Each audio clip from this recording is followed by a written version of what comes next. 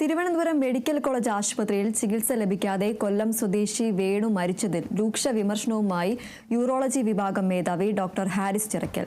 നാട് മുഴുവൻ medical college തുടങ്ങിയിട്ട കാര്യമില്ല, ചികിത്സയാണ് വേണ്ടത്.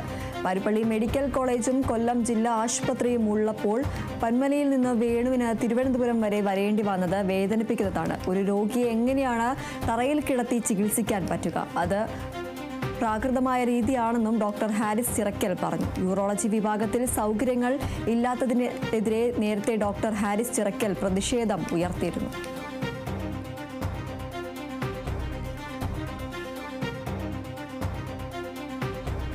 തിരുവനന്തപുരം മെഡിക്കൽ കോളേജ് ആശുപത്രിയിൽ ചികിത്സ ലഭിക്കാതെ കൊല്ലം സ്വദേശി വേണു മരിച്ചതിൽ രൂക്ഷ വിമർശനവുമായി യൂറോളജി വിഭാഗം മേധാവി ഡോക്ടർ ഹാരിസ് ചിറക്കൽ രംഗത്തെത്തിയിരിക്കുകയാണ്. നാട് മുഴുവൻ മെഡിക്കൽ കോളേജ് തുടങ്ങിയിട്ട് കാര്യമില്ല എന്നും ചികിത്സയാണ് വേണ്ടതെന്നും അദ്ദേഹം പറഞ്ഞു.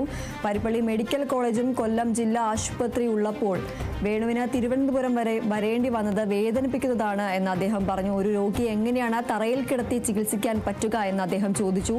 അത് പ്രാകൃതമായ രീതിയാണെന്നും ഡോക്ടർ ഹാരിസ് ചിറക്കൽ പറയുകയുണ്ടായി. യൂറോളജി വിഭാഗത്തിൽ സൗകര്യങ്ങളില്ലാത്തതിനെ തുടർന്ന് നേരത്തെ ഡോക്ടർ ഹാരിസ് ചിറക്കൽ പ്രതിഷേധം ഉയർത്തിയിരുന്നു.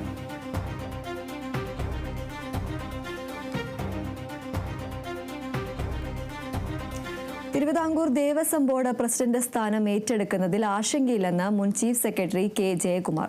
തന്നെ നിയമിക്കുന്നത് സംബന്ധിച്ച ദേവസ്വം മന്ത്രി അറിയിച്ചു. തിങ്കളാഴ്ച ഉത്തരവ് ഇറങ്ങുമെന്നാണ് കരുതുന്നത്. ഉത്തരവ് കിട്ടിയാൽ ഉടൻ ചുമതല ഏറ്റെടുക്കും. 2 മാസം നീണ്ടു നിൽക്കുന്ന മണ്ഡല മകരവിളക്ക് തീർത്ഥാടനം ഭംഗിയായി പൂർത്തീകരിക്കാനാണ് മുൻഗണന നൽകുക. എല്ലാ കിരീടങ്ങളിലും ഉള്ളുള്ളതായി തോന്നുന്നില്ലെന്നും കെ ജയകുമാർ തിരുവനന്തപുരത്ത് പറഞ്ഞു. ശബരിമലയിലെ സ്വർണ്ണ കവർച്ച മുഴുവൻ നടന്നത് ഇടത് സർക്കാരിന്റെ കാലത്ത്